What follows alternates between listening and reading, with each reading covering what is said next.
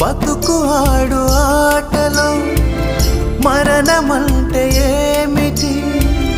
ఆటలోని అలుపు వంటి చిన్న మలుపులే జీవితాన్ని అందక జీవమెళ్ళిపోదులే,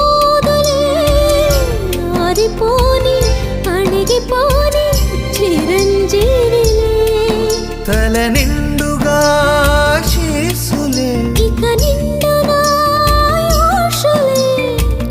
యముని పాశమే బిగుసుకున్నను.